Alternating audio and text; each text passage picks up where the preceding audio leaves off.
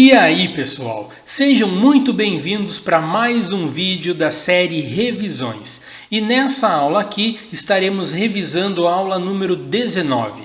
Então venham comigo!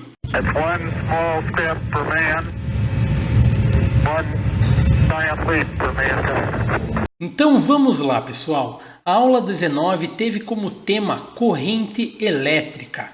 Bom, corrente elétrica, é um termo usado na eletrodinâmica. Corrente elétrica é o nome dado para quando cargas elétricas se movimentam de maneira ordenada dentro de um condutor. É um pouco diferente do que acontece na eletrostática, onde nós estudamos apenas o efeito de campo elétrico em torno de cargas em repouso. Bom, o termo corrente elétrica é originado de uma antiga concepção sobre a eletricidade ser um fluido capaz de se canalizar por condutores. Essa era a ideia que nós tínhamos no início dos estudos de corrente elétrica. Nós entendíamos que a corrente elétrica era algo que fluía dentro de um condutor. Hoje nós sabemos que não é assim e que é, na verdade, o movimento das cargas negativas no interior de um condutor por ação de um campo elétrico. Em 1897, um físico chamado Thomson foi o responsável por descobrir os elétrons. Como ele conseguiu fazer isso? Utilizando um tubo de raios catódicos. Isso nada mais é do que uma ampola de vidro que dentro possuía um gás sobre baixas pressões. Em uma extremidade da ampola foi colocado um polo positivo e na outra extremidade um polo negativo. Quando se aplicava uma diferença de potencial entre as extremidades dessa ampola, era percebido um feixe luminoso que ia de um polo para o outro.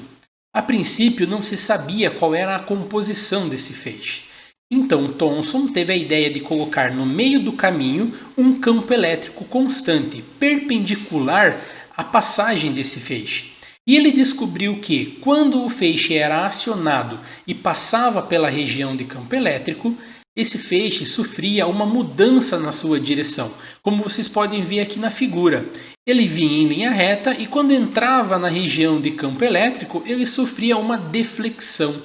Ou seja, alguma coisa naquele feixe estava reagindo ao campo elétrico posicionado naquela região.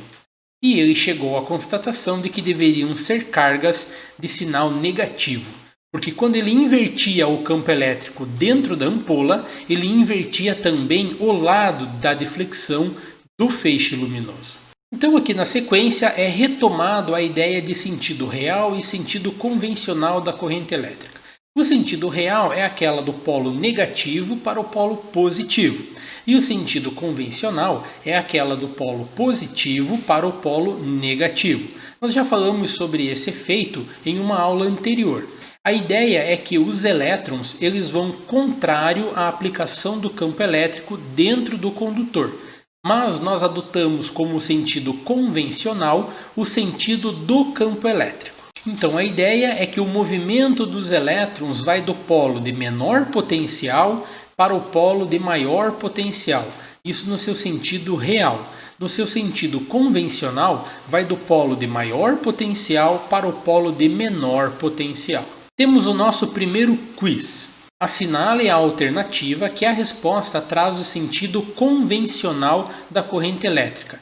Resposta letra B. Movimento no mesmo sentido ao do campo elétrico. Isso mesmo, o sentido convencional é aquele que acompanha o campo elétrico dentro do condutor. E o sentido real é o que vai contrário ao campo elétrico dentro do condutor. Quiz número 2. Na corrente contínua, é a intensidade ou o sentido que deve permanecer constante? É o sentido. Corrente contínua também já foi abordado na aula anterior e a corrente contínua é aquela que não muda de direção. Ela vai sempre em um mesmo sentido. Por isso, a resposta correta, a letra B. Exercício número 1. Em relação à corrente elétrica, considere as afirmativas a seguir. A corrente elétrica é uma grandeza escalar definida como a razão entre a variação da quantidade de carga elétrica que flui em um meio em um intervalo de tempo. Sim, correto. Corrente elétrica é a variação da carga dividido pelo intervalo de tempo. Número 2. A corrente elétrica convencional descreve o fluxo de cargas elétricas positivas.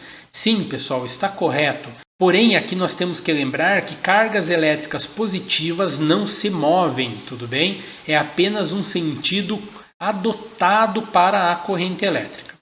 Afirmativa número 3. Os elétrons fluem no interior dos metais com velocidade da luz. Não, isso está incorreto.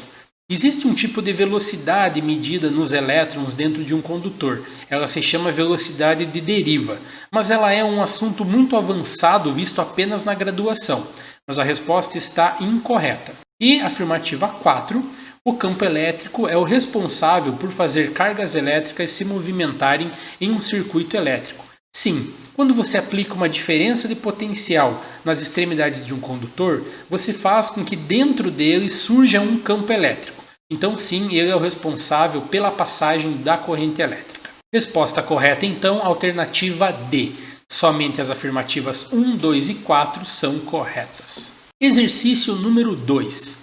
Um professor pediu a seus alunos que ligassem uma lâmpada a uma pilha com um pedaço de fio de cobre. Nestas figuras estão representadas as montagens feitas por 4 estudantes: Carlos, João, Mateus e Pedro. Considerando-se essas 4 ligações, é correto afirmar que a lâmpada vai acender apenas. Bom, para responder essa questão, é necessário entender como funciona a construção de um circuito elétrico. Eu não vou entrar nesse detalhe agora, pessoal, porque eu precisaria de uma aula inteira para falar sobre isso. Mas a resposta correta é a letra C, nas montagens de João e de Pedro, porque apenas nessas 2 montagens existe um circuito elétrico sendo fechado. Na montagem de Carlos e de Mateus não há um circuito elétrico. E por fim, o exercício número 3, marque V para verdadeiro e F para falso. A eletrodinâmica estuda as propriedades e o comportamento das cargas elétricas em repouso. Falso. Eletrodinâmica estuda cargas elétricas em movimento. A eletrostática estuda a relação entre as forças da eletricidade e do magnetismo, como um fenômeno único.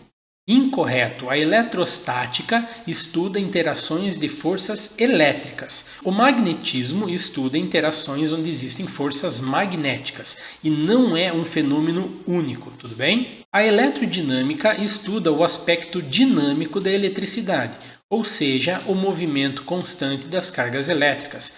Verdadeiro. E por fim, a eletrostática, acho que faltou um estuda aqui no meio, as propriedades e o comportamento de cargas elétricas em repouso. Correto, a eletrostática estuda o repouso e a eletrodinâmica estuda o movimento. Pessoal, esses foram os assuntos tratados nessa aula aqui. Muito obrigado pela sua atenção e até uma próxima. Valeu!